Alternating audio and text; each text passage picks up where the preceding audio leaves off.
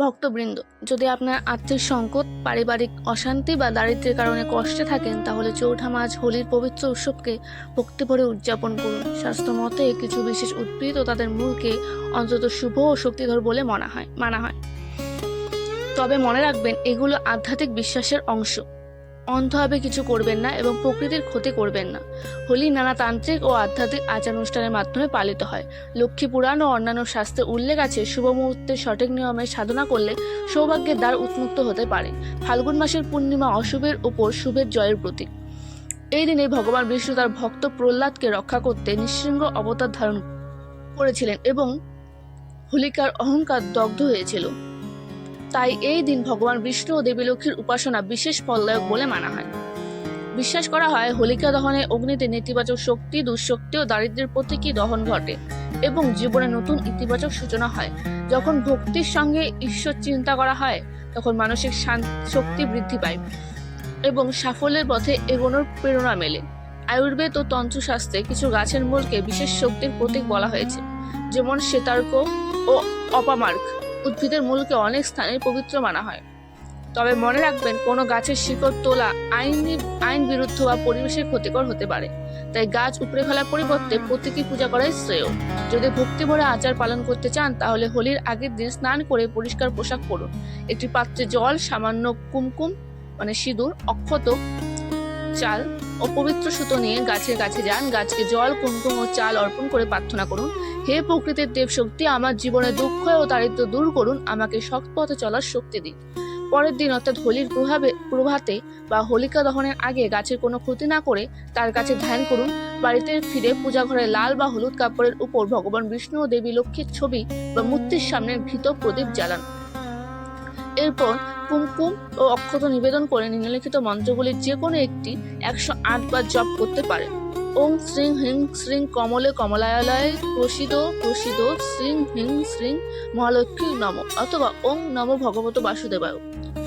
জপের পর লাল কাপড়ে একটি শুভ প্রতীক, যেমন শ্রীযন্ত্র বা লক্ষ্মীর ছবি, বেঁধে আপনার সিন্দুক বা অর্থ রাখার স্থানে রাখতে পারেন। বিশ্বাস করা হয়, এই ধরনের সাধনা ভক্তের মনে ইতিবাচকতা, আত্মবিশ্বাস ও প্রেরণা জাগায়। ফলস্বরূপ স্থগিত কাজ গতি পেতে পারে এবং নতুন সুযোগের দ্বার খুলতে পারে। সবচেয়ে গুরুত্বপূর্ণ বিষয় হলো ভক্তি, সততা ও পরিশ্রম। শুধুমাত্র আচার নয়, সৎকর্ম ও অধ্যবসায়ই প্রকৃত সমৃদ্ধির মূল চাবিকাঠি। হোলির এই শুভ দিনে ঈশ্বরের আশীর্বাদ আপনার জীবনে সুখ, শান্তি ও সমৃদ্ধি বয়ে আনুক। আপনার ঋণের বোঝা ধীরে ধীরে হ্রাস পাবে এবং আপনার জীবনে স্থায়ী সুখ এবং বিজয় প্রতিষ্ঠিত হবে। ভক্তদের এই উৎসব কেবল রঙের উৎসবই নয়, বরং তান্ত্রিক ও বৈদিক প্রতিকারের জন্য সবচেয়ে শুভ সময় হিসেবে বিবেচিত হয়। হোলিকা দহনের রাতকে শাস্ত্রে মহানিশার রাত বলা হয়, যার অর্থ এমন একটি রাত যখন প্রতিকার কখনো বৃথা যায় না। এই রাতটি হলো সিদ্ধির রাত। যদি আপনার জীবনে অব্যক্ত বাধা, বারবার ব্যর্থতা, বাড়িতে ক্রমাগত কলহ এবং মানসিক অস্থিরতার সম্মুখীন হন, অথবা কেউ খারাপ দৃষ্টি বা জাদুর প্রভাবে থাকেন, তাহলে হোলিকা দহনের সময় কিছু বিশেষ প্রতিকার আপনার জন্য সুরক্ষার ঢাল হয়ে উঠতে পারে। হোলিকা দহনের সময় একটি সম্পূর্ণ পান নিন। নিশ্চিত করুন যে পাতাটি কোনোভাবেই ছিঁড়ে না যায়। এই পান পাতায় একটি মিষ্টি, 2টি লবঙ্গ, সামান্য খাঁটি কর্পূর এবং 1 চিমটি কালো তিল রাখুন। এখন ভগবান শ্রী নরসিংহ দেবের ধ্যান করার সময় এবং ভগবান জীবনে প্রতিফলন করার সময় ভগবানের আশীর্বাদের জন্য প্রার্থনা করুন। আপনার কষ্টের কথা চিন্তা করার সময় পূর্ণ বিশ্বাসের সাথে জ্বলন্ত হোলিকা অগ্নিতে এই পান পাতাটি নিবেদন করুন। তারপর হাত জোড় করে হোলিকা মাতাকে 7 বার প্রদক্ষিণ করুন। এটি একটি নিশ্চিত প্রতিকার যা আপনার জীবন থেকে সমস্ত ধরনের বাস্তু দোষ, অশুভ দৃষ্টি এবং গ্রহের দুর্দশা দূর করবে। যারা বারবার আদালতের মামলা, শত্রুদের ভয় অথবা তাদের প্রচেষ্টা গুরুতর বাধার সম্মুখীন হচ্ছেন, তাদের জন্য হোলিকা দহনের ভস্ম কোনো ওষুধের চেয়ে কম না। শাস্ত্র অনুসারে হোলিকার ভস্মে 9টি গ্রহকে শান্ত করার এবং নেতিবাচকতা শোষণ করার অলৌকিক ঐশ্বরিক শক্তি রয়েছে। হোলিকার অগ্নি সম্পূর্ণরূপে নিভে গেলে এবং ভস্ম ঠান্ডা হয়ে গেলে, অর্থাৎ হোলির পরের দিন সকালে সূর্যোদয়ের আগে কিছু ঠান্ডা ভস্ম বাড়িতে নিয়ে আসুন। এই পবিত্র ভস্ম একটি ছোট্ট রূপা, তামা বা কাচের পাত্রে সংরক্ষণ করুন। আপনি এটি আপনার ব্যবসার জায়গায়, দোকানে, টাকার বাক্সে বা বাড়ির নিরাপদ স্থানে রাখতে পারেন। এই ভস্ম আপনার ঘর থেকে দারিদ্র্য দূর করবে এবং নেতিবাচক শক্তির প্রবেশ রোধ করবে। তাছাড়া যখনই আপনি কোনো গুরুত্বপূর্ণ কাজের জন্য, যেমন কোনো সাক্ষাৎকার বা কোনো বিশেষ চুক্তির জন্য ঘর থেকে বের হবেন, তখন অবশ্যই এই ছাইয়ের একটি ছোট তিলক আপনার কপালে বা গলায় লাগাতে ভুলবেন না। এটি করলে পুরো পরিবার সকল ধরনের রোগ, অশুভ শক্তি এবং অকাল মৃত্যুর ভয় থেকে রক্ষা পাবে এবং প্রতিটি প্রচেষ্টায় সাফল্য নিশ্চিত হবে। তাছাড়া যারা দীর্ঘস্থায়ী অসুস্থতায় ভুগছেন বা যাদের পরিবারের সদস্যরা ক্রমাগত অসুস্থ থাকেন, তাদের জন্য একটি বিশেষ প্রতিকার রয়েছে। হোলিকা দহনের সন্ধ্যায় কয়েকটি কালো সরিষা, সামান্য সরিষা, কয়েক লবণ এবং 7টি শুকনো লাল মরিচ নিন এবং পরিবারের সকল সদস্যের মাথার উপর ঘড়ির কাঁটার দিকে 7বার ঘোরান। এরপরে চুপচাপ হোলিকা অগ্নিতে নিয়ে যান, আগুনে পুড়িয়ে ফেলুন। বলা হয় যে এই উপাদানগুলি আগুনে পুড়ে গেলে শরীর এবং ঘর থেকে সমস্ত নেতিবাচক শক্তি, রোগ এবং কুদৃষ্টি ধ্বংস হয়ে যায়। যারা অজানা ভয়, ঘুমের মধ্যে ধাক্কা বা বাড়ির অপ্রত্যাশিত ক্ষতিতে ভুগছেন, তাদের জন্য এই প্রতিকারটি একটি বর। ভক্তরা হোলির এই মহান উৎসবে দানেরও একটি মহান এবং বিশেষ তাৎপর্য রয়েছে। একাদশীতে দান যেমন বহু জীবনে পাপ মোচন করে বলে বিশ্বাস করা হয়, তেমনি ফাল্গুনী পূর্ণিমা এবং হোলিতে করা দান অসীম ফলদায়ক। এই দিনগুলিতে আপনি অভাবীদের ফল, পোশাক, খাবার বা মিষ্টি দান করতে পারেন। সাদা বা হলুদ জিনিস দান করা বিশেষভাবে অন্তত শুভ বলে বিবেচিত হয়। শাস্ত্রে 11 সংখ্যাটিকে বিশেষ বিবেচনা করা হয়। আপনি যদি চান, আপনি 11টি ফল, 11 জোড়া পোশাক বা 11 ধরনের মিষ্টি দান করতে পারেন। তবে একটি বিশেষ বিষয় মনে রাখবেন যে দান সর্বদা নিঃস্বার্থভাবে করা উচিত। কোনো ধরনের অহংকার বা ভান থাকা উচিত নয়। তবে এই ভেষজ প্রতিকারের অন্তর্নিহিত শক্তি যতই মহান, ততই এর পূজা ও ব্যবহারে অনেক সতর্কতা প্রয়োজন।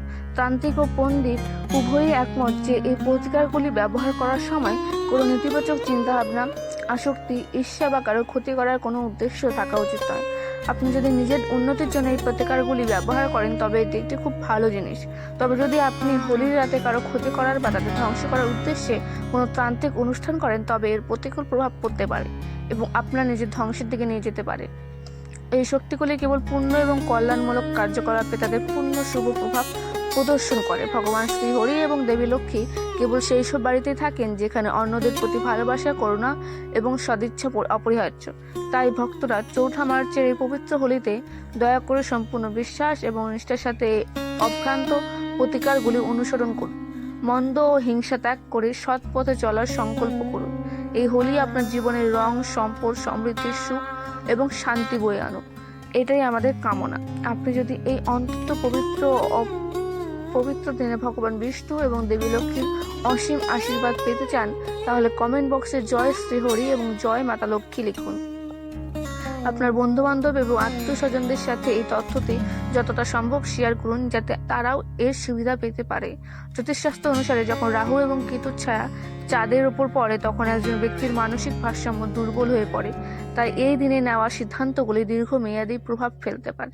গ্রহণ শুরু হবে বিকাল 3টা20 এবং পূর্ণ পর্ব বিকেল 4টা34 থেকে 5টা4 এর সর্বোচ্চ পর্ব 5টা33 এবং শেষ হবে সকাল 6টা47 তবে এর প্রকৃত প্রভাব শুরু হবে 6টা20 কারণ সেই সময় থেকেই সূতকের সময়কাল শুরু হয়।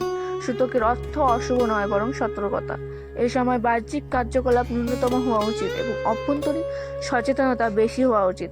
খাবার ও জল থেকে বিরত থাকার ঐতিহ্য প্রতিষ্ঠিত হয়, কারণ এই সময়ে পাচনতন্ত্র দুর্বল এবং মানসিক অবস্থা অস্থির বলে মনে করা হয়। প্রয়োজনে খাবারে তুলসী পাতা যোগ করা যেতে পারে, কারণ এটি বিশুদ্ধ শক্তির প্রতীক হিসেবে বিবেচিত হয়। এই সময় নতুন কাজ শুরু করা উচিত নয়, কারণ মন সিদ্ধান্ত গ্রহণের ক্ষেত্রে স্থিতিশীল অবস্থায় থাকে না এবং এমনকি ছোট ছোট ভুলগুলিও পরে বড় সমস্যায় পরিণত হতে পারে। মন্দিরের দরজা বন্ধ রাখার ঐতিহ্যের অর্থ এই নয় যে ঈশ্বর দূরে সরে যান, বরং এটি ইঙ্গিত দেয় যে এই সময়ে বাহ্যিক উপাসনার চেয়ে অভ্যন্তরীণ ধ্যান বেশি গুরুত্বপূর্ণ হওয়া উচিত। গ্রহণের সময় রাগ, তর্ক এবং কঠোর শব্দ এড়িয়ে চলুন। এটি বিশেষভাবে এড়িয়ে চলা উচিত, কারণ এই সময়ে বলা কথাগুলি সাধারণ দিনের তুলনায় গভীর প্রভাব ফেলে। গর্ভবতী মহিলাদের শান্ত পরিবেশে থাকা উচিত, ধারালো জিনিস এড়িয়ে চলা উচিত এবং অতিরিক্ত চাপ এড়িয়ে চলা উচিত, কারণ এই সময়ে মানসিক অবস্থা সরাসরি ভ্রূণের ওপর প্রভাব ফেলে। গ্রহণকালকে জপ ও ধ্যানের জন্য অন্তত কার্যকর সময় হিসেবে বিবেচনা করা হয়। চন্দ্রায় নম এর নীরব জপ মনকে শান্ত করে এবং ভয় ও উদ্বেগ কমায়। গ্রহণ শুরু হওয়ার আগে এবং পরে লবণ দিয়ে ঘর পরিষ্কার করা, জল দিয়ে মেঝে মুছলে পরিবেশ স্থিতিশীল হয়। সূতককাল শুরু হওয়ার সাথে সাথে প্রদীপ জ্বালানো, বাইরে অন্ধকার থাকলেও ভিতরে আলো বজায় রাখার প্রতীক। কালো তিল কাছে রাখা মানসিক নিরাপত্তার অনুভূতি প্রদান করে। গ্রহণের সময় কম কথা বলা, গভীরভাবে শ্বাস নেওয়া এবং চুপচাপ বসে থাকা অনেক ভারসাম্যপূর্ণ রাখে। গ্রহণ শেষ হওয়ার পর স্নান ঘরের চারপাশে জল ছিটিয়ে দেওয়া এবং পরিষ্কার পোশাক পরা মানসিক সতেজতা প্রদান করে। চাল, দুধ বা সাদা পোশাক দান করলে ভারসাম্য এবং তৃপ্তির অনুভূতি জাগে। ঘরের দরজায় হোলিকা দহনের অগ্নির ছাই রাখার ঐতিহ্য নেতিবাচকতা থেকে সুরক্ষার প্রতীক হিসেবে বিবেচিত হয়। রাতে চাঁদ দেখার পর ক্ষীর তৈরি করা এবং পরিবেশন করা মনের মধ্যে মাধুর্য এবং সম্পর্কের মধ্যে কোমলতা আনার প্রতীক। সবচেয়ে গুরুত্বপূর্ণ প্রতিকার হলো সেই দিন কাউকে ক্ষমা করা, কারণ গ্রহণ চাপা আবেগকে বের করে আনে এবং যে ব্যক্তি ছেড়ে দেয় সে হালকা হয়ে যায়। এই দিনে যে ব্যক্তি সংযম, নীরবতা, জপ এবং ইতিবাচক চিন্তা ভাবনা অনুসরণ করে সে গ্রহণের প্রভাবকে সুযোগে রূপান্তর করতে পারে, ভয়ে নয়। কারণ গ্রহণ পরিবর্তনের সময় এবং কেবল সতর্ক ব্যক্তিরা পরিবর্তন অনুভব করে। তবে মনে রাখবেন, গ্রহণ হোক বা উৎসব, জীবনে প্রকৃত পরিবর্তন আসে সৎকর্ম, অধ্যবসায় ও ইতিবাচক মনোভাবের মাধ্যমে। হোলির এই শুভ সময়ে আপনার জীবন হোক শান্তি, সমৃদ্ধি ও আলোর পথে অগ্রসর।